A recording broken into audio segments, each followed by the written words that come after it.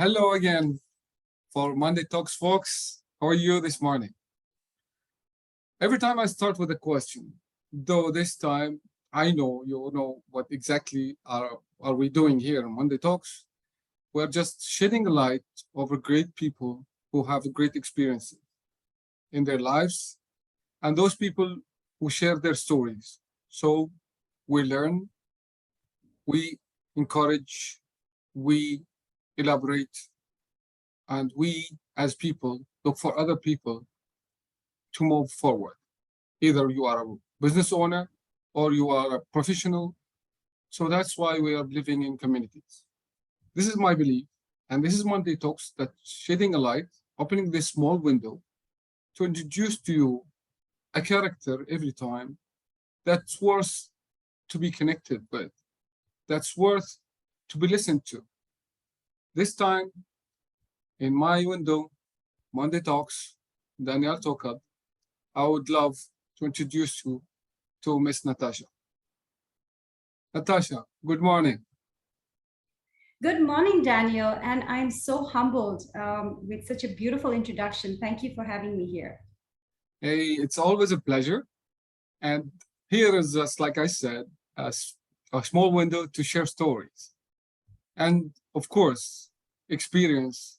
So we all learn from rather than just go into the same challenges. So again, let's start from the very beginning. Who's Well, who's again, I'm very humbled that you say that, Daniel.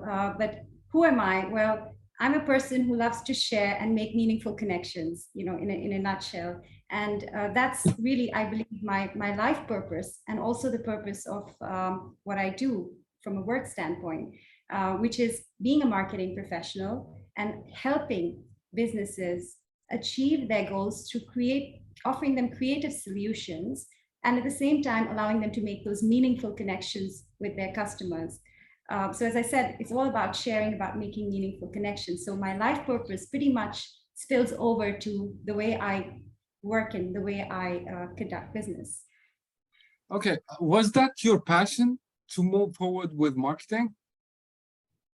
It was. And at the very beginning, I knew that I wanted to work with businesses. I wanted to help them. I wanted to help them achieve their goals. But as I said, also from a personal perspective, I like making connections, like sharing. And so that was the beginning of the journey. But along the way, and as we always find things that interest us, and that's how I believe we grow, came the opportunity to become an entrepreneur. And Mhm. that happened very recently during COVID-19, where I took a very, very, I should say, a very big leap of faith to start a business of my own. So lovely. It's like you were there at the beginning and you love marketing, you're saying, and you love sharing. But Yes. also in your way, it's like you're using broadcasting, and you are just like all the way spreading the knowledge all over the world and humbly welcomed here to be our guest in this small window. So, what can you say about this experience of broadcasting, talking to the people, spreading the word? Again, it's something that has always been at the heart of what I do, communicating, but communicating with passion, with care, and being having that opportunity to share experiences, whether they're my life experiences or whether they're through marketing efforts or even being a business entrepreneur, have been so fortunate for me. I think the important message is being authentic, being truthful about who you are and what you want to say. And that's how you make those connections with people. People believe what they see, what they hear, and in that sense, I would like to give an example of Theatre for Kids, which is the digital theater education business that I I started was during going COVID. to go there to explain Yeah. what's marketing has to do with education as professional. It's like when the first time I read it or I've heard about it, it's like what marketing in schools does. Anyway, just go on, please. I know you were curious, and I think that was where we said you asked me a few weeks ago. You said, what does marketing have to do with education, and Yeah, how are exactly. you talking about that? And it does. I think today, having worked with the education business, having started one myself, and being a parent, you understand that schools really can't promote themselves the way they used to. It's not only about reputation, it's about, as I say, communicating with care, making connections, understanding the pain points of parents, what's bothering them. There are so many pressures in a post-COVID environment, but how do you stand out? What are the different strategies you use to communicate with care, to make connections, to use different media? And there's, as you know, being the expert in that field, there is such a lot of digital media available, but just using that medium correctly and sensitively is so important. And I've learned that from being an entrepreneur myself, not just being a marketing person, but being an entrepreneur, connecting with parents, trying to promote theater for kids in a COVID environment. That life lesson has been so powerful that I feel like I want to help more, schools and education institutions with that messaging, which is so important. We're moving to another part of your activities, which is like public speaking, and your audience is like everywhere. Netherlands, South Africa. You're looking for entrepreneur women. So what are you doing exactly? What kind of subjects you'd like to speak about?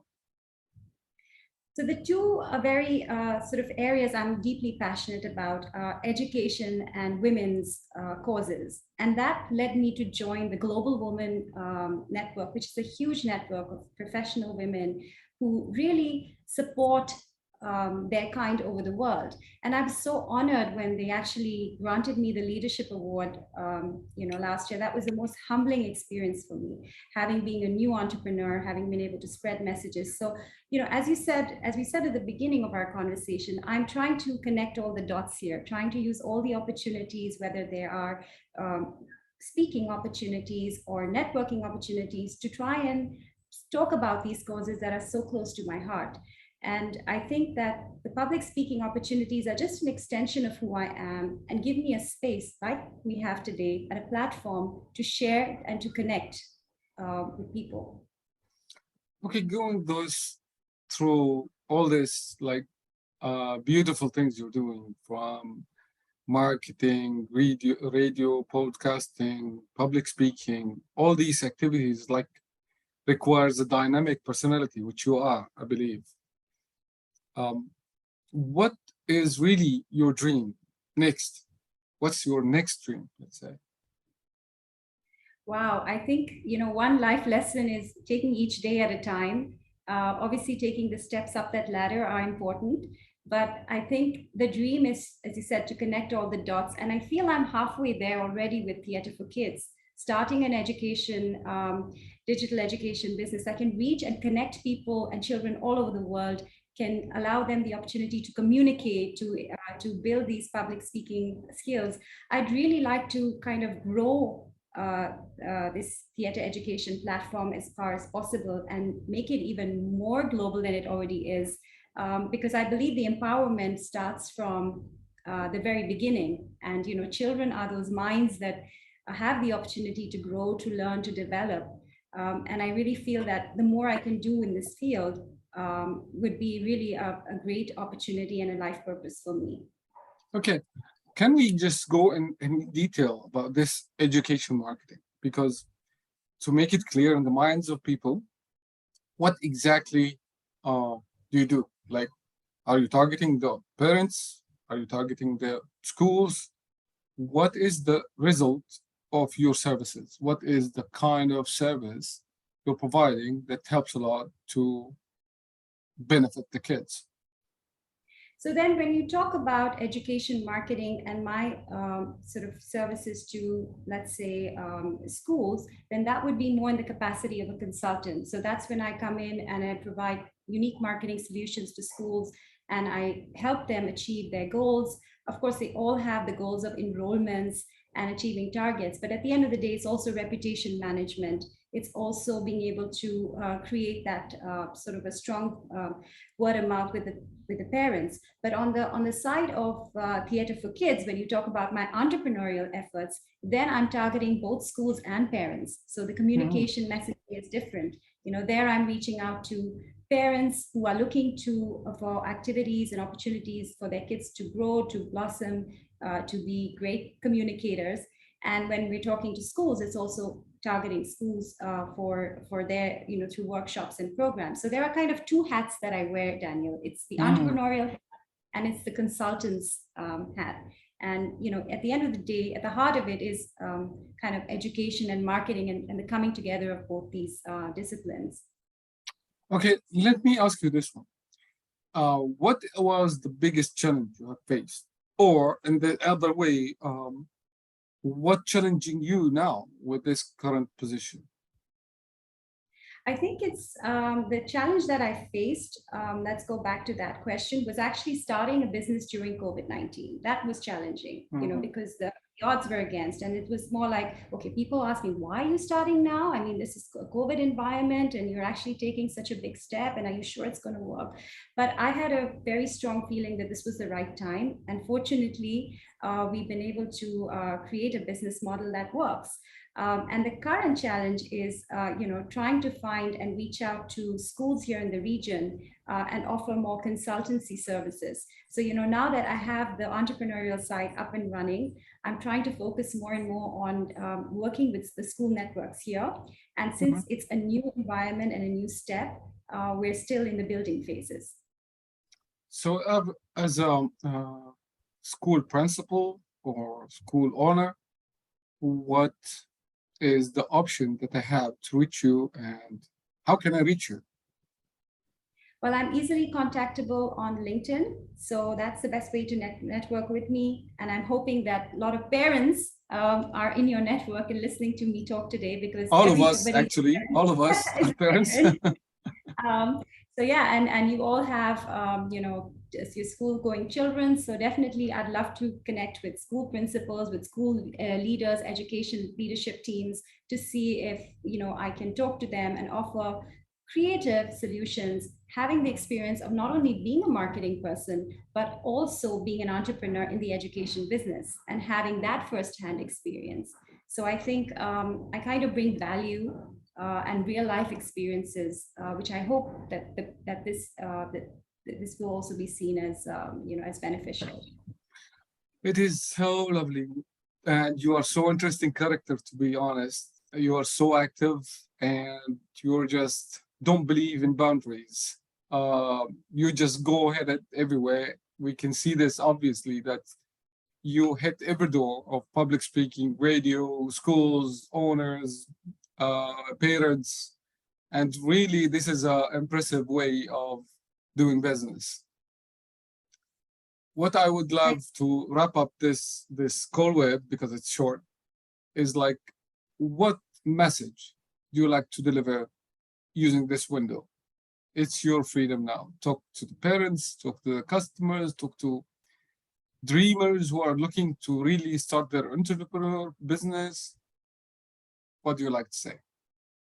I think the one key message for me, whether you're listening from a business perspective or just a personal perspective, is that don't be afraid to walk into uncharted territory. Break those boundaries that you have in your mind and take that big step forward. Lovely. And this is actually you're living every day, I can see. I think so. I think I'm halfway through my life purpose already. So yeah, I've been fortunate. So lovely to have you, Natasha. Everybody, that was a great mind again, who she shared a very beautiful story and how active she is. If you really want to know more, which is, I'm sure that there's a lot of more to share, please reach out to Natasha Rekhi. And that's it for today. See you all, folks.